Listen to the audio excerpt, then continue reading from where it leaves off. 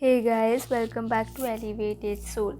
So today we are continuing with the next chapter of Śrīmad-Bhāgavatam, King Nābhi and his son Lord Rsabhadeva, Canto 5. With a desire to have sons, King Nābhi, the emperor of Bharatavarsha, worshipped the Supreme Personality of Godhead along with his wife Meru Devi by the performance of sacrifices. Of course, simply by properly executing a sacrifice, one will not necessarily receive the mercy of the Supreme Lord. But when Maharaja Nābhi offered prayers with great devotion while superficially performing his sacrifice, the Supreme Lord, who is very affectionate to his devotees, appeared before him in a captivating four-armed form. When King Nābhi and his priests saw the effulgent Lord before them, they felt just like poor people who had suddenly attained great riches. With heads bent low in humility, the king and the Brahmanas offered their obeisances unto the Lord. After worshipping him with all kinds of paraphernalia, the priests offered their prayers to Lord Vishnu as follows. O most worshipable one, we are your eternal servants. Although you are full in yourself, please mercifully accept a little service from us.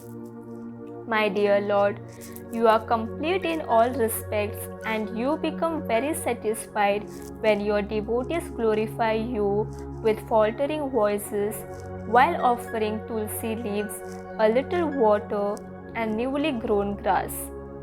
We have been engaged in worshipping you with so much elaborate paraphernalia, but now we can understand that there is actually no necessity to perform such pompous rituals to please you.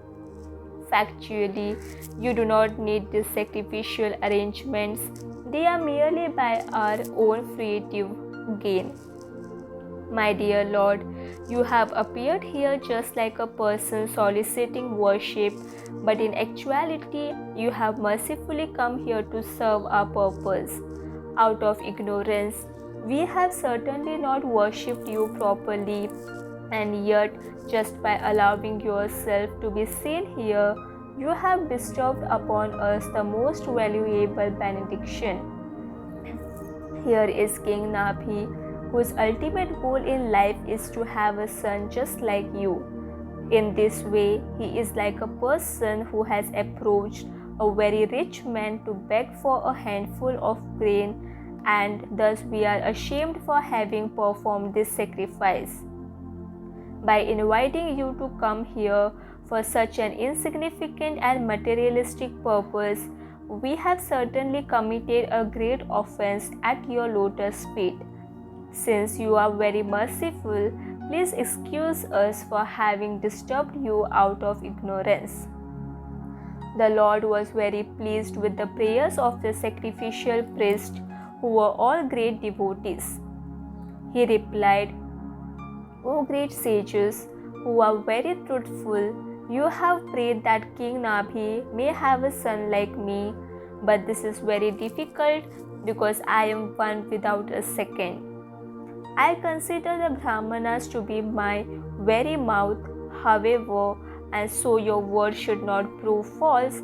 Since I cannot find anyone equal to me, I shall personally expand as a plenary portion and thus appear in the womb of the king's wife, Meru Devi. After saying this, Lord Vishnu suddenly disappeared from King Nābhi's sacrificial arena. In due course of time, the Lord appeared as the son of Nābhi and Meru Devi, and from the very beginning, he manifested the symptoms of an incarnation, just as the marks of a flag, thunderbolt, and lotus flower on the soles of his feet. Upon seeing these bodily symptoms, the king considered his son to be the best of all human beings, and so he gave him the name Rishabha.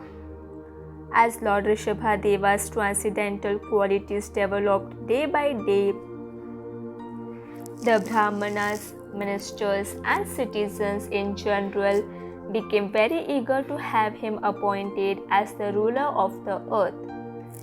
Indra became very envious of the Lord's superior opulence, however, and as a result, he stopped pouring rain upon Bharatavarsha.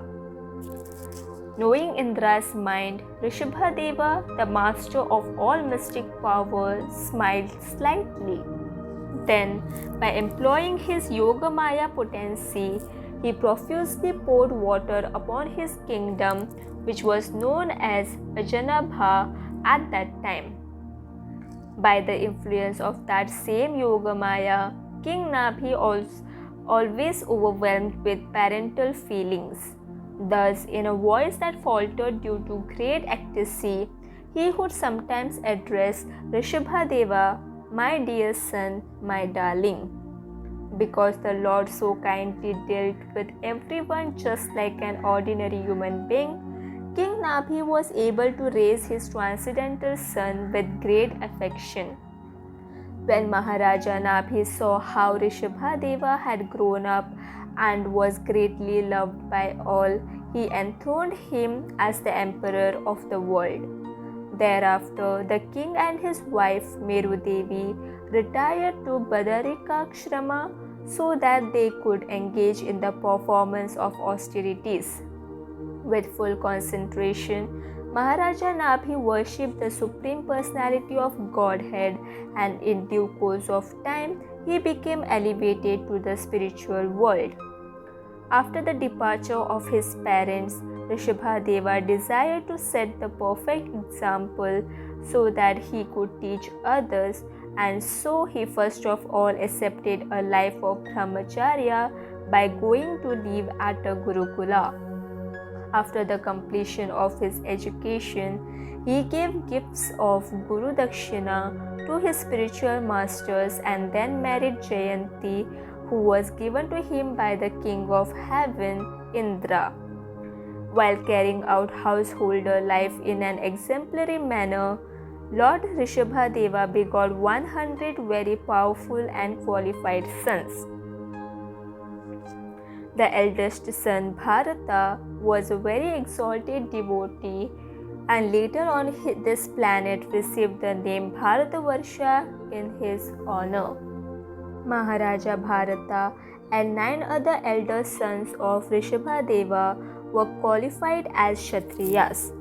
9 younger sons of Rsabhadeva, named Kavi, Havi, Antariksha, Prabuddha, Pipalayana, Avirhotra, Drumila, Chamasha, and Karabhajana were also very exalted devotees, Mahabhagavatas, who became authorized preachers of Śrīmad-Bhāgavatam.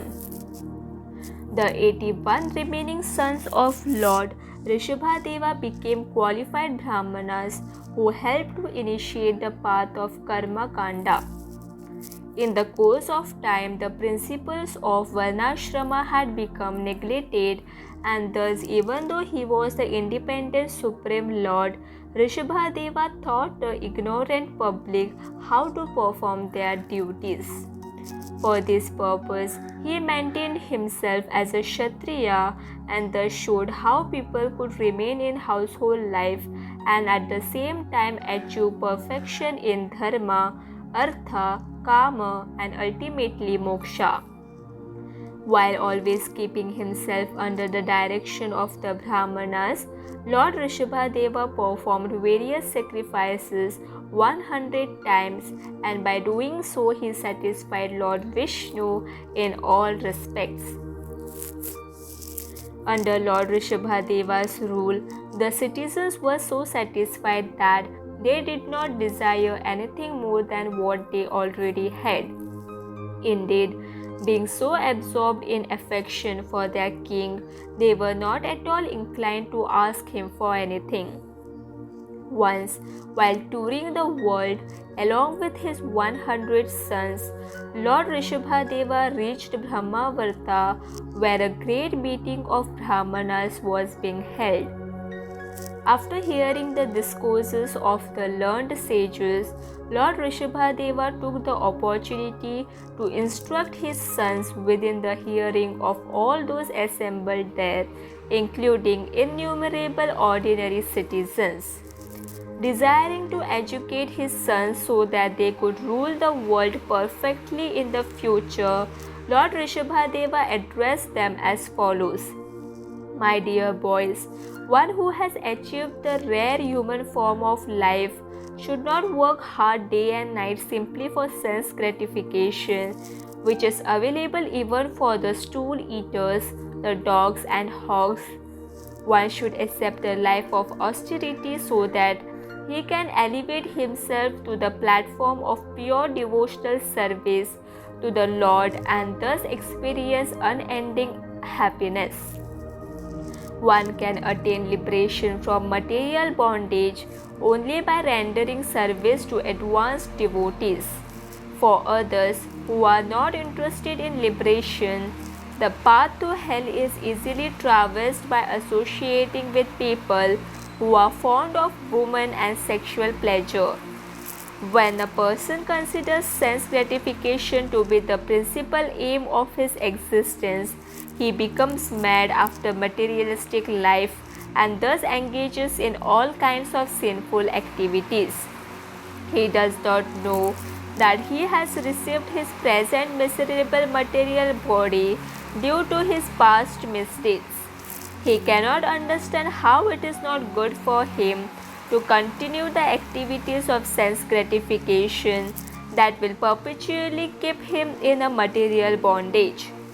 Even though one may be very learned, he is to be considered mad if he does not understand that endeavors for sense gratification are a useless waste of time.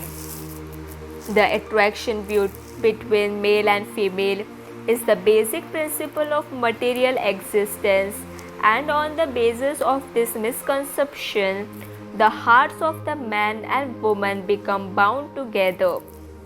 When this union expands its influence, one becomes increasingly attached to his body, home, property, children, wealth, and the rest, thus deepening the illusion of thinking in terms of I and mine.